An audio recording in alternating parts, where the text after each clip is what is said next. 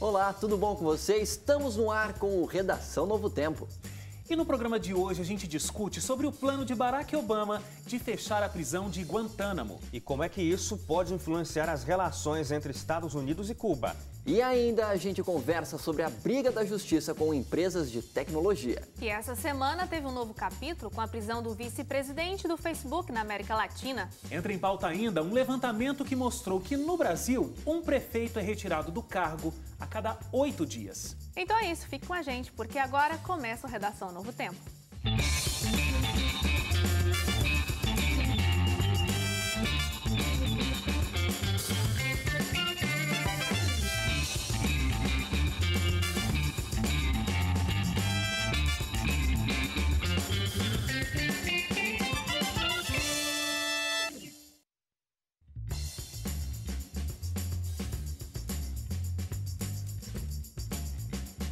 Olá, tudo bem com você? Começa agora o Redação Novo Tempo, pela sua rádio e TV Novo Tempo. Muito obrigado pela sua audiência, pela sua companhia. A gente está aqui mais uma semana para discutir os principais assuntos importantes aí dessa semana.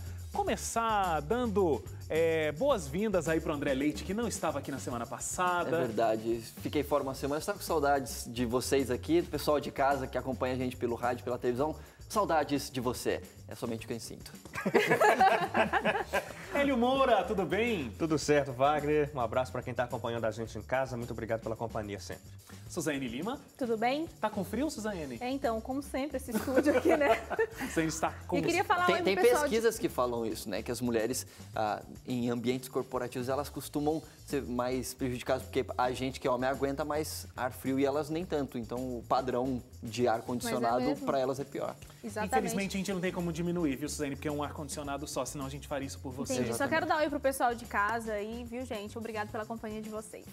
E olha, falando em companhia de vocês, a gente quer você praticamente sentado aqui nesse sofá. E você pode fazer isso através das nossas redes sociais. Você pode discutir os nossos assuntos aqui junto com a gente através das redes sociais. novotempo.com/jornalismo, facebook.com/ntjornalismo. Nosso Twitter e o Instagram é o @ntjornalismo. Vamos lá então para as nossas pautas da semana, o que mais chamou a atenção aqui dos nossos participantes do Redação Novo Tempo. Leite, começando com você, o que essa semana te chamou a atenção? Me chamou a atenção uma situação, né, que aconteceu no domingo da semana passada, que foi o Oscar, né, a premiação do Oscar lá nos Estados Unidos. E o que me chamou a atenção, na verdade, foi o filme que ganhou como melhor filme. É um filme jornalístico, né? É um filme de ficção, mas que tem a trama envolvendo o jornalismo, que é o Spotlight, que fala de jornalistas dos Estados Unidos que fizeram investigação em relação a casos de pedofilia lá nos Estados Unidos e tudo mais. E o que me chamou a atenção não foi só o fato do filme ter ganhado, mas trazer à tona a importância do jornalismo investigativo para trazer assuntos que às vezes estão lá obscuros e que podem estar afetando a vida de muita gente. E para isso a gente sabe que precisa de tempo para que esses jornalistas façam. A gente é jornalista, a gente sabe que o dia a dia do jornalista é muito corrido. Então, quando você tem a possibilidade de um jornal como é o que os protagonistas do filme, que é baseado em fatos reais, eles tinham uma equipe ali só para trabalhar com reportagens especiais, procurar profundamente, investigar e tudo mais. Isso tudo é muito importante, porque, inclusive, faz a diferença para moldar a sociedade, mudar hábitos e, inclusive, punir pessoas que, às vezes, podem estar impunes por falta de ter uma divulgação daquela maldade que as pessoas estão fazendo. Então, essa situação, a premiação de um filme que fala de jornalismo investigativo foi uma coisa que chamou a atenção para mim essa semana. Hélio Moura, olha, tem uma boa notícia. Mais ou menos, né? É que o governo anunciou a redução na conta de luz. Não é que a conta vai reduzir, mas vai diminuir, a gente vai diminuir. A gente começou no ano passado com aquele esquema de bandeiras tarifárias, né? O verde significa que não há aumento extra na conta de luz, o amarelo significa que há um pequeno aumento e o vermelho que é um aumento maior sobre a fatura da conta de luz, indicando que a gente estava usando muito as termoelétricas, que custam mais caro por conta da estiagem, então a conta acaba sendo mais cara. Então o governo anunciou que a gente está passando do vermelho para o amarelo, então vai diminuir um pouco a cobrança extra e ainda em abril vai ter de novo a nova redução para chegarmos na bandeira verde, que é quando a conta de luz é só aquilo que você gastou e pronto, sem cobrança extra. Agora, também já está anunciado que daqui a pouco o governo vai negociar, já está começando a negociar com as distribuidoras o reajuste da conta de luz. E aí o reajuste da conta de luz não vai ser para baixo, vai ser para cima. O Wagner queria falar assim, aí não é jogo, né? Aí não é jogo aí mesmo. Não vale. Eu achei que a notícia era melhor, viu? O Wagner ficou tão Se decepcionou. desanimado. Fiquei super decepcionado. Mas tem uma melhor do que essa, porque o STF essa semana começou a julgar o caso do Eduardo Cunha, aceitando a denúncia apresentada contra ele por recebimento de propina, num caso aí dentro da Petrobras.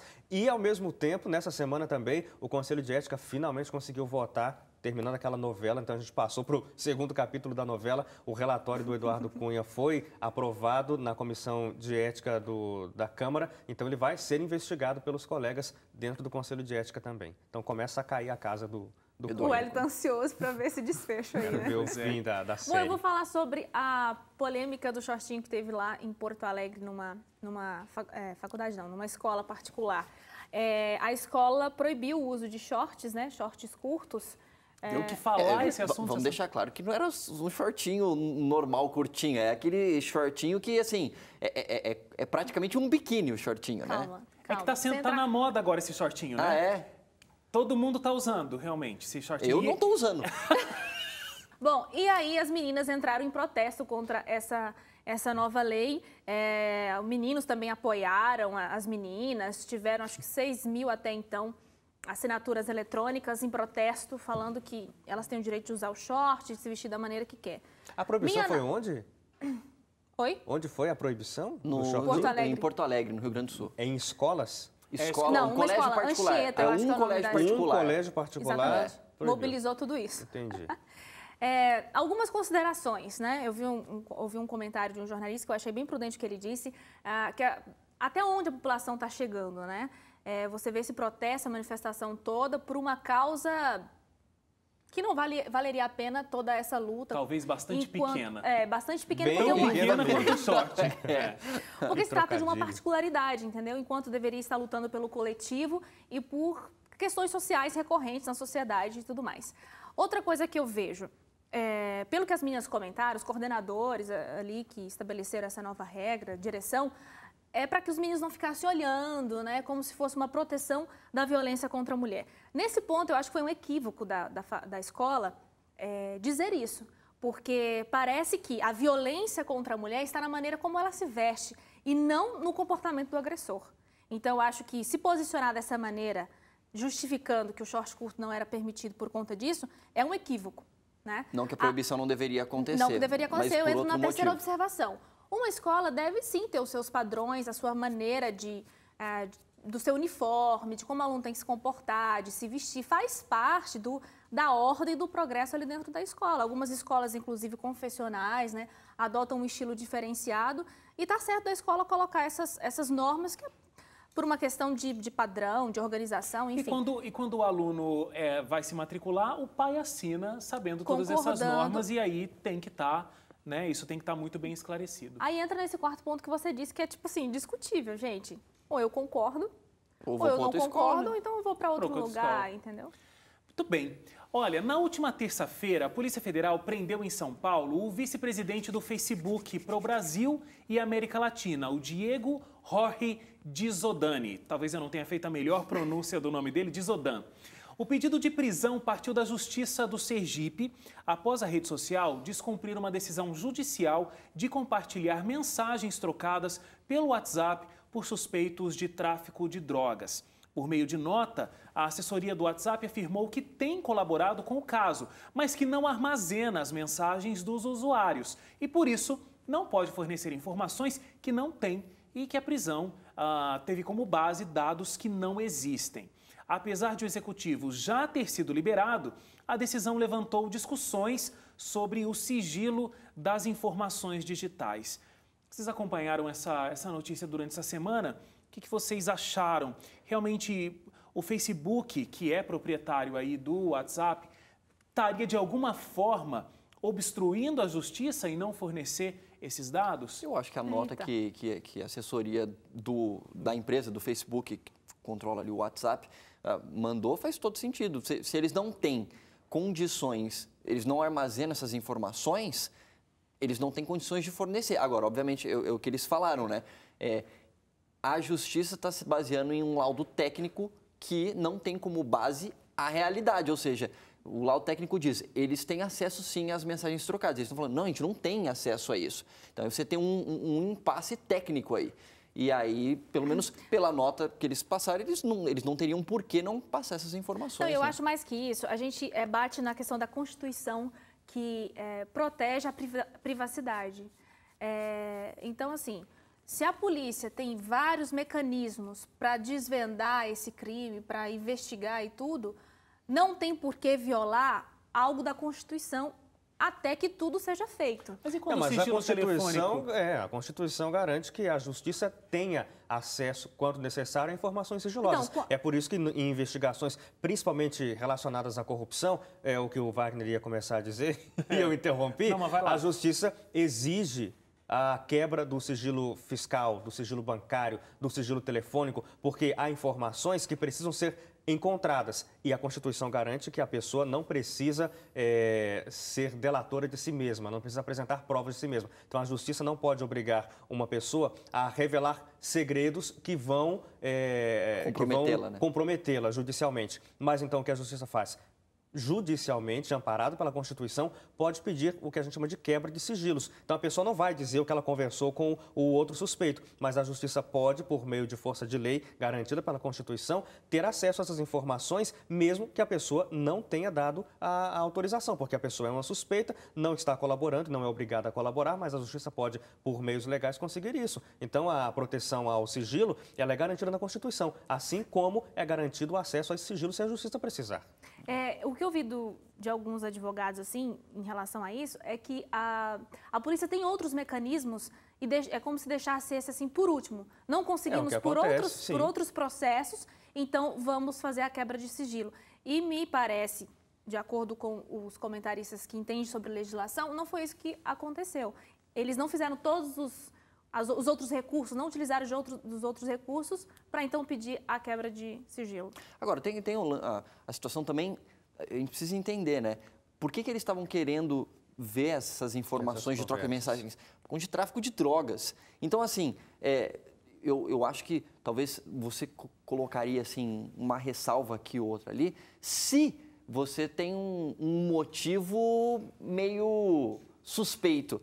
Mas tráfico de drogas, você não tem o que discutir, é crime por vários motivos, entendeu?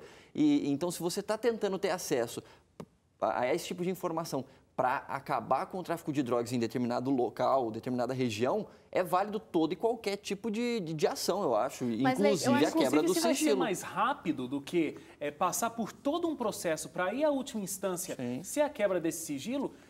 Eu não sei, pode estar faltando alguma peça no meu raciocínio, mas eu não vejo o porquê. Então, eu não vejo o porquê esperar tudo isso. Quando eu comecei a ver sobre isso, Wagner também pensava assim, tipo, qual é o problema da polícia fazer essa quebra de sigilo, sendo que é por uma investigação criminal e tudo mais. A gente entra num comentário que o que eu vou falar agora parece que é redundante, mas é o equilíbrio. Porque, ao mesmo tempo, se você banalizar a quebra de sigilo, a gente entra num outro processo.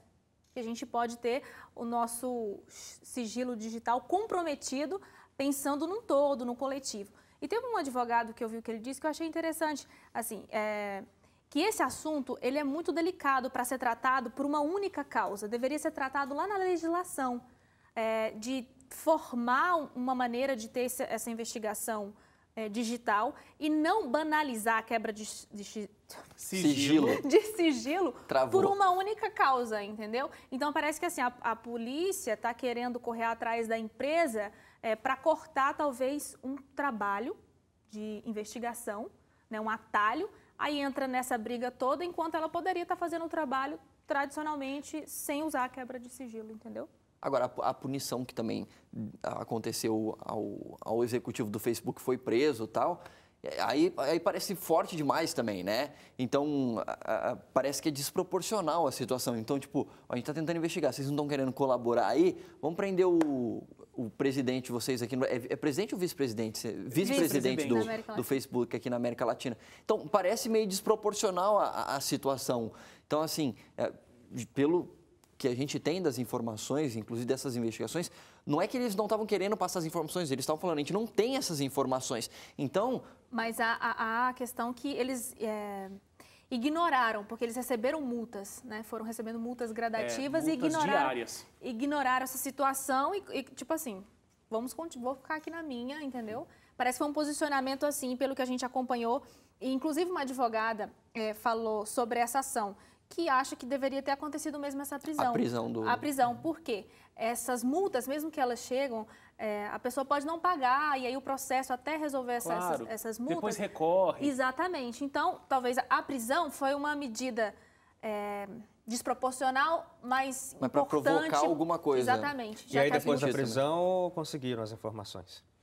Não, até agora não. Até agora não. Porque o Facebook diz que não Não tem, né? Não tem as informações. Mas outra coisa que eu acho que é verdade ou não, que o não sei, mas a Facebook nota disse que ele oficial não da responde empresa é de pelo que não WhatsApp. tem. Mas responde, né? O Facebook é dono do WhatsApp. Mas foram o que eles alegaram, né? Tem um outro caso, olha, o FBI pede, nesse outro caso aí parecido, que a Apple desbloqueie um iPhone que foi usado pelo atirador que matou 14 pessoas e deixou outros 22 feridos no atentado de San Bernardino em dezembro. A Apple se negou a colaborar e disse que o pedido pode colocar em segurança, pode colocar em xeque a segurança do cliente e a Apple acabou recebendo, inclusive, o apoio de várias outras empresas, inclusive do Facebook. E foi num caso pior do que... Não sei se é pior, não sei se é pior. Talvez tenha algum elemento aí que eu não estou conseguindo ver, mas... No meio de uma investigação, num caso como esse de São Bernardino, que é o caso agora que a gente está falando aqui do Brasil, de tráfico de drogas, que você não tem o que falar. Lá em São Bernardino, o cara saiu matando gente, entendeu? Por que você não vai ter acesso a informações que podem revelar outras possíveis pessoas que podem estar buscando fazer o mesmo tipo de crime hediondo que nem esse cara cometeu? Pois é. Porque assim, não é... Eu entendo que você pode ter ressalvas numa situação assim, olha, desbloqueia aqui o celular de senador tal, porque tem informações aqui que nós queremos saber. Aí você fala, bom, mas peraí, pode ser que o cara está querendo ter acesso a outras informações e não está sendo verdadeiro. Agora, numa situação como essa, a pessoa matou gente, é tráfico de drogas, sabe? Existem algumas situações em que o sigilo é garantido, né? Então, por exemplo, quando existe um advogado, esse advogado, à medida que ele recebe o pagamento para defender alguém, ele tem total privilégio de sigilo. Então, ele não precisa abrir nada que a justiça peça. É direito constitucional, porque aí você vai desproteger essa pessoa que está sendo julgada. Outra coisa no nosso caso, né, o jornalismo. Então, se a gente tem uma fonte... Mesmo que a gente vai ajudar qualquer procedimento judicial, a gente tem o direito de proteger a nossa fonte e a gente não precisa declarar quem ela é. Agora, um celular, uma conta no WhatsApp, na minha opinião, ela é prova de um crime e ela pode ter sido instrumento desse crime. O celular pode ter ajudado na comunicação para esse atirador conseguir cometer esse crime. O WhatsApp pode estar sendo usado para que essa droga possa estar sendo comercializada. Então, o celular, nesse caso, ele pode se tornar arma, ele pode se tornar instrumento para que esse crime aconteça. Sim. Então, eu não vejo por que proteger, e eu não acho, minha opinião, eu não acho que isso a gente banaliza e a gente abre, e aí parece que o nosso sigilo bancário, nosso sigilo das informações que estão lá no Facebook... Nossa vida privada está em risco. Não, eu concordo com você, mas aí é que eu concordo com esse advogado que ele disse isso, inclusive ele é referência nessa relação de crime digital, etc. Que se houver uma legislação, se houver um pensamento, uma discussão a respeito disso, ok, então vamos estabelecer isso. Ok, agora, tratar cada caso isoladamente é um problema, porque o juiz pode achar que sim, numa situação muito mais simples que essa, ou vice-versa, entendeu? Então, se discutisse, se organizasse uma maneira, eu concordo com você. Se a pessoa está sendo investigada, né, qual seria a dificuldade de investigar um todo da vida da pessoa, inclusive a vida dela digital, entendeu? Agora, o difícil é analisar isso isoladamente, aí eu acho que vai para essa banalização, porque aí depende de quem está lá no poder decidindo. Se você tem uma falha legislativa para que isso possa ser feito de maneira rápida e segura, inclusive, talvez isso possa ser realmente pensado. Inclusive, para não acontecer situações como aconteceu no ano passado, né? Que todo mundo ficou sem o WhatsApp. Foi ano passado ou foi nesse ano? Nem lembro mais agora. Foi em dezembro, eu acho. Foi em dezembro. Que por conta de uma situação assim também. Mas foi uma situação dessa, de não estarem divulgando alguma informação específica, só que ao invés de mandar prender alguém do Facebook, eles mandaram bloquear o serviço do WhatsApp. E aí todo mundo ficou sem o serviço por conta de uma situação específica de quebra de sigilo aí também, né? Mais um motivo pela qual deveria ter uma legislação, né? Porque senão cada hora é um critério, e aí bagunça, né? Mas aí é que inclusive um critério de punição. Eu não longe de mim querer contradizer o que você está levantando aí, que o advogado tenha dito, mas a legislação que nós temos, ela tem sido usada até hoje. E eu não vejo, e eu não me lembro de ter visto, e talvez se vocês viram, me relembrem, essa suposta banalização de, vamos investigar o fulano de tal, como o Leite sugeriu ali. Eu acho que aquele senador está fazendo alguma coisa, quebra o sigilo dele. Isso não acontece. A quebra de sigilo, como você mesma sugeriu, ela é a última instância, a última opção. A gente não tem mais, mas não tem mais o que fazer, a gente tem indícios fortíssimos de que há provas sendo escondidas e a gente só vai descobrir isso se a gente conseguir ter acesso à movimentação bancária do fulano. Então não tem jeito, vamos ter que pedir a quebra de sigilo. É quando não tem mais outra opção. E às vezes a gente fica muito nessa do universo digital. E aí, agora precisamos criar uma legislação, porque é digital. Gente, o princípio é o mesmo da ligação. Existe uma informação contida e é propriedade da empresa que fornece o serviço. Vai ter quebra ou não vai? É pelo WhatsApp e aí envolve internet? É uma ligação telefônica? É um SMS? Tá lá a informação. Então é a mesma coisa. E eu tenho que ir para o intervalo. A seguir, às vésperas da visita a Cuba, o presidente norte-americano Barack Obama apresenta um plano para fechar a prisão de Guantánamo. Não sai daí, a gente volta já com essa discussão.